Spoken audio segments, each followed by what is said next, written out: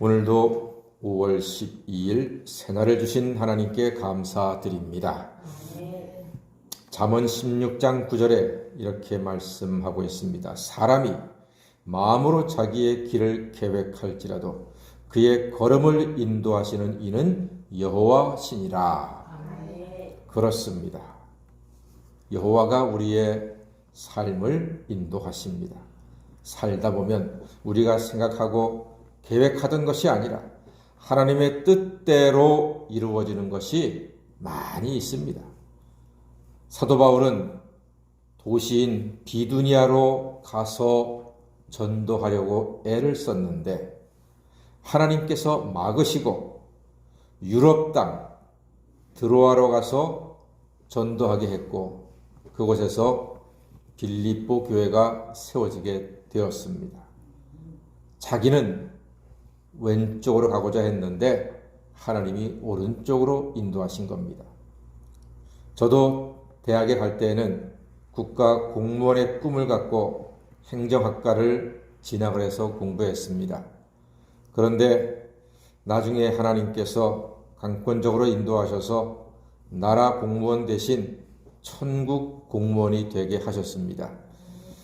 하나님의 강권적으로 인도하심 그 손길로 하나님의 소중한 백성들에게 하나님의 말씀을 선포하는 귀한 사역을 감사하게 감당하고 있습니다.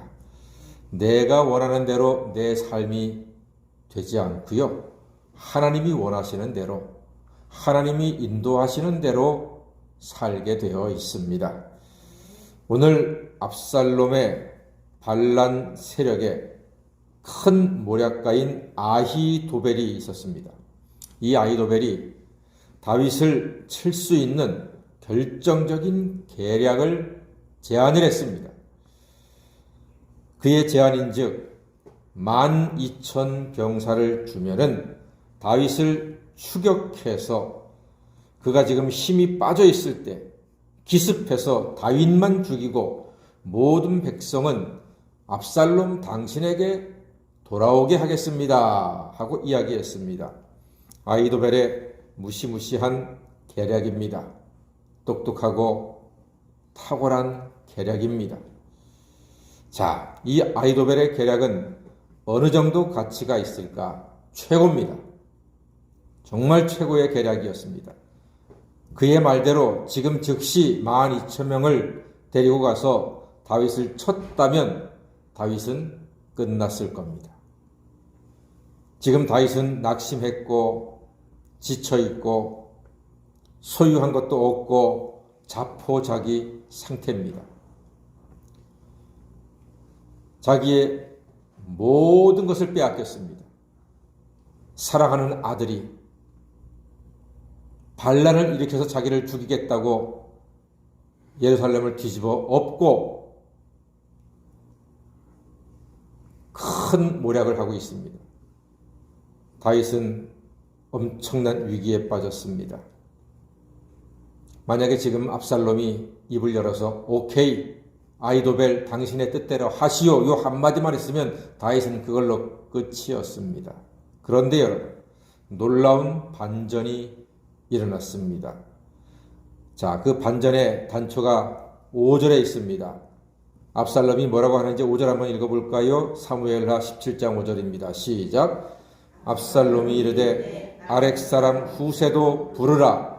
우리가 이제 그의 말도 듣자 하니라. 예, 누구를 부르라고요? 후세를 부르라고 합니다. 놀라운 장면이었습니다. 압살롬이 후세를 부르라고 하다니요. 후세는요, 다윗이 자기를 위하여 예루살렘에 심어둔 신복입니다. 충신입니다. 다윗의 친구입니다. 지금 후세는 거짓으로 압살롬에게 충성을 맹세하고 틈만 나면은 다윗을 위해서 목숨이라도 바칠 만한 다윗의 충신입니다. 그런데 지금 그 후세를 부르자 이렇게 말합니다. 여러분 어제 기억나십니까? 압살롬에게 무엇이 부족해서 큰 죄가 되었다가 했지요? 지혜와 명철이 부족해서 분별력이 없어서 지금 아히도벨의 계략 하나만으로 충분한데 후세를 부르자 하는 것은 명철이 부족하기 때문입니다. 자, 후세가 뭐라고 얘기하나요? 후세가 하는 말은 빨리 가지 말고 천천히 가자, 이렇게 이야기합니다. 그 8절 말씀 보니까 그가 압살롬을 설득하는 말이 이렇습니다. 후세가 말하되 왕도 아시거니와 왕의 아버지와 그의 추종자들은 용사라. 그들은 들에 있는 곰이 새끼를 뺏긴 것 같이 격분하였고 왕의 부친은 전쟁에 익숙한 사람인즉 백성과 함께 자지 아니하고 어느 곳에 지금 숨어 있을 겁니다. 이렇게 이야기합니다. 듣고 보니까 맞는 말 같거든요. 그럴듯하거든요. 그리고 후세의 기가 막힌 언변이 11절, 12절, 13절에 있습니다. 놀라운 그의 언변을 우리가 다시 한번 읽으면서 확인하겠습니다. 시작. 나는 이렇게 계략을 세웠나이다. 온 이스라엘을 단부터 브엘세바까지 바닷가의 많은 모래같이 당신께로 모으고 친히 전장에 나가시고 우리가 그 만날 만한 곳에서 그를 기습하기를 이슬이 땅에 내림같이 우리가 그의 위에 덮여 그와 그 함께 있는 모든 사람을 하나도 남겨두지 아니할 것이요 또 만일 그가 어느 성에 들었으면 온 이스라엘이 밧줄을 가져다가 그 성을 강으로 끌어들여서 그곳에 작은 돌 하나도 보이지 아니하게 할 것이니이다 하매. 그렇습니다. 기가 막힌 언변 아닙니까? 비유까지 들어가면서 이야기하는데 다들 쏙 빠져들었습니다. 기가 막힌 표현들이 많습니다. 이 후세는요, 시인 같습니다. 작가입니다, 작가. 정말로 기가 막히게 이야기를 함으로써 압살롬과 다른 사람들의 마음을 쏙 빼앗았습니다. 그리고 압살롬이 아히도벨의 계략보다 후세의 계략이 옳다 이야기함으로써 다윗이 살 수 있는 길을 마련하게 되었습니다.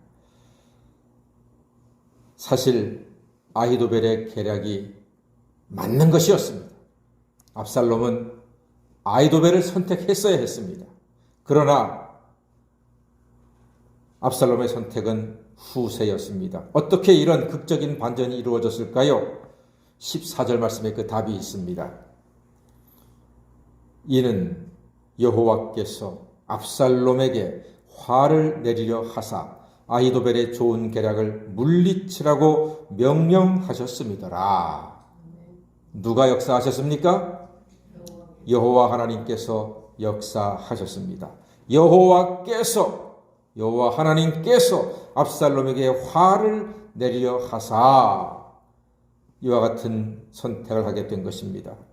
잠언 16장 9절 사람이 마음으로 자기의 길을 계획할지라도 그의 걸음을 인도하시는 이는 여호와이신 줄 믿습니다. 하나님의 인도하심으로 오늘도 우리 새벽 성도님들 형통과 평안의 길을 가시는 하나님의 자녀가 다 되시기를 주의 이름으로 간절히 축원합니다. 아멘. 기도하겠습니다.